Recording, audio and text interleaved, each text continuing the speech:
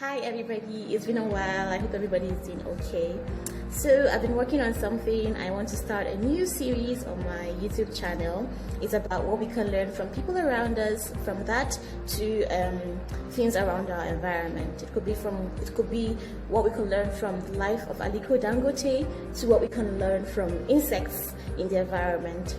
So to start this new series, I'm starting it with this video, which is what we can learn from bees.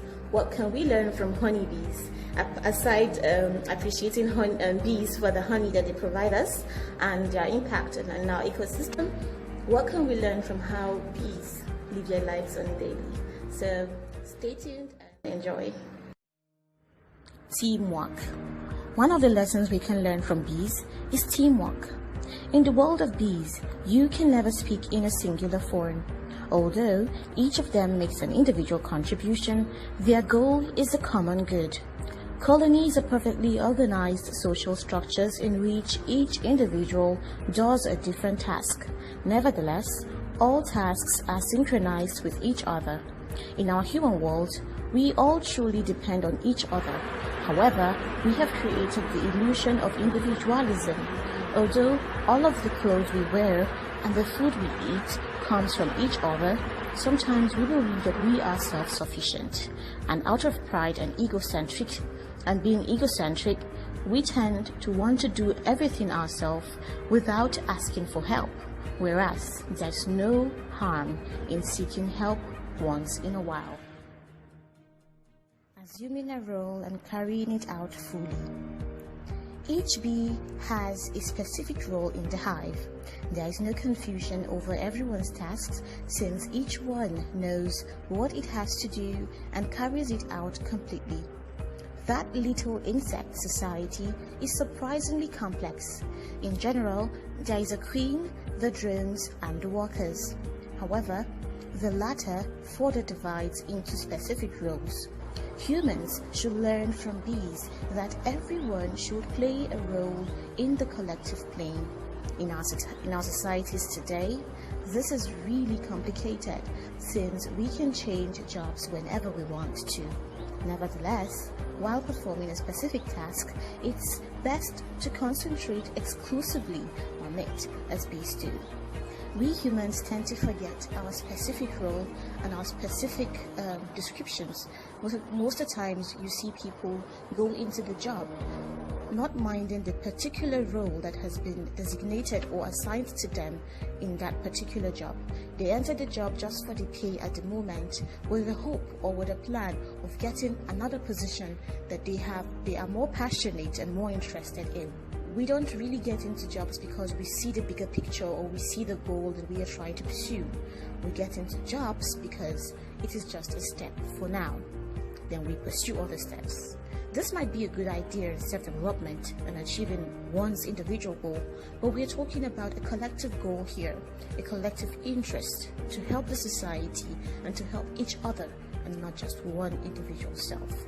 Concentrating on one particular task again is another big picture. It is another very, very big topic that we humans need to address because we find focusing on tasks to be a very, very big deal lately. Hardly can you find an individual, an adult, who focuses on his particular daily tasks. Most of the time, we get carried away by social media, our gadgets, phones, gossip even, and other social activities, while our tasks, either individual tasks or job-related tasks, suffer because of this particular problem of focusing on the most important thing at hand. We tend to not be able to prioritize our activities. We tend to not be able to focus on what is mutual care. When a bee collects nectar, it doesn't do it for itself. Namely, it does so because it is essential for the survival of the hive. For instance, the bees who collect nectar only live approximately 30 days. However, the time required to produce the honey is 2 months. In other words, they never get to see the fruit of their labor. Their level of generosity is outstanding. In today's world, Human beings are usually never that generous, nor even think about others besides themselves. So much so that we have made life impossible for several species. In the same way, many believe that it is reasonable, to throw someone under the bus if it will benefit them. We should learn to be generous like bees.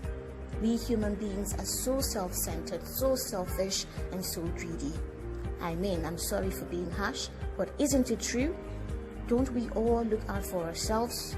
Don't we all care less if the entire world burns down to ashes, as long as we end up being queens and kings of dust and ashes?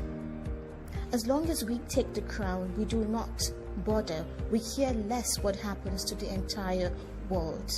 This is the state of the human being of today. We humans should learn to look after one another. Imagine a bee working 30 days in a month. We human beings work 30 days in a month for our own salaries that we use to pamper ourselves at the end of the month. Some of us go buy ourselves new tuxedos. We buy ourselves as little as airtime. Some even take themselves out on treats because they believe they have worked for themselves. They have earned the salary at the end of the month for themselves. But bees work every day without actually even reaping. They don't reap that hard work that they put. They don't end up even having a taste of what they have worked so hard for. Another person enjoys for the labor they have put in. Humans should learn from that. Humans should. Equality and a sense of justice. The drones inside the hives have a special role. They are the males, and their role is to fertilize the queen. They don't have to work like the worker bees, but that doesn't mean that their privileges don't have a price. On one hand, only the strongest of them manages to facilitate the queen. When it does so, it dies. The others are expelled from the hive and must wander until they are accepted into another. Also, if things get difficult in the winter, it is the drones who must leave, which means they are basically condemned to die. This organization method is fair. Bees share privileges and duties equally. But with humans, reverse is the case. We humans only want to share clothes. We hardly even want to share clothes. We want to be a part of a team because of the benefits we stand to gain. But when things turn sour or when things go west, we easily look for the easiest way out. We want to save our head, and we do not want to be a part of that failure. We human beings should learn to share equality and a sense of justice, just like bees do. Always give 100%.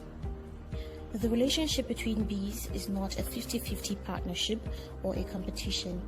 If a job needs to be done, any available bee will jump on it. This makes their community both incredibly efficient and harmonious in a way rarely seen in human society. In some cases, if the queen becomes ill or dies, a worker bee will even lay eggs to protect the genetic legacy of the colony. Though she cannot fertilize the egg, a male drone will be created through the process of parthenogenesis. The colony will still die out. After all, it needs female worker bees to thrive, but the drones may go out and mate with other colonies' queens, and this means that the health of the larger bee community is maintained even as the local hive dies.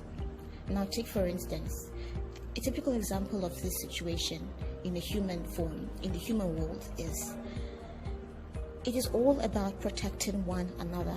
It is all about protecting our race, and not really our race here. It's all about protecting the humankind. It's not about protecting the black race or the white race or the Caucasian. It is not about protecting the African or the American or the Asian. It is about protecting humanity. If we humans decide to learn and pick this one lesson from bees, and that is what we stand to gain. Protecting one another, looking after one another, because it's all about protecting humans against whatever is out there, like bees do. Bees have got pretty large families. There are more than 20,000 known species of bees, and that's not counting the crossings between all these families. All cousins, I tell you. There are between 1 and 6 trillion domesticated bees in the world's hives, and an unknown number of feral hives out there. Next time you are thinking of murdering one of those cousins of yours, and those sisters or annoying brothers, think about this, okay? So be cool to your family. So I think that's one of the things that adds to their strengths. Definitely they don't all get along, but they focus more on the goal they can achieve together as a family rather than their individual differences. So we all have difficult families and difficult people in those families. So the moment we understand that it's all about protecting maybe the family name, or protecting one another, or seeing what every individual in the family possesses, that is our strengths, and seeing how we can all use all those individual strengths to make a remarkable, stamp a big mark in the society for our family, then I think we'll be able to live and accept one another instead of focusing on pointing on our differences that we all dislike. Now, on a lighter note, bees spend a lot of time sleeping. They spend up to 80% of the night sleeping rather than working in the hive. And during the day, they often sit around in the hive resting their wings and doing not much less. For their defense, a beehive goes approximately around the world to produce 500 grams of honey. So you cannot say that they are completely being lazy or they are completely sitting around doing nothing, right? So in essence, what I'm trying to say here is your beauty sleep is very, very important. Do have yourself beauty sleeps, drink a lot of water, and protect yourself. In protecting yourself, in making yourself healthy, you also contribute one way to the human race.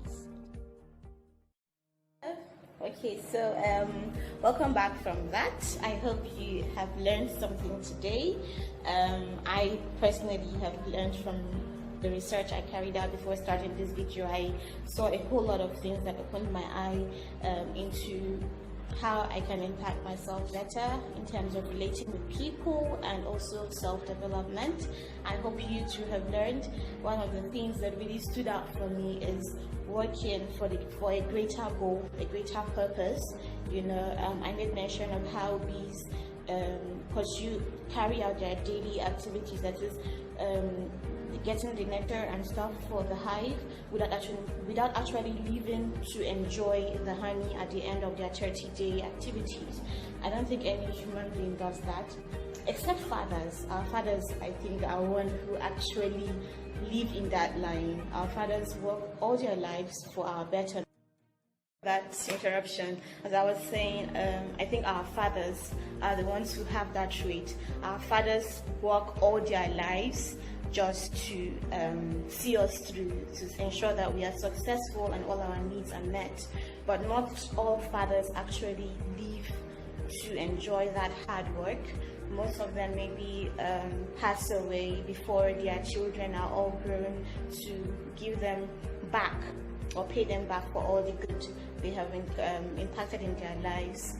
Aside that, I think we as human beings should learn to work to benefit others, not because of what we can achieve or the benefits we can get from them, but because we know it's for a greater good. So I hope you enjoyed, I hope you learned, and it's bye for now.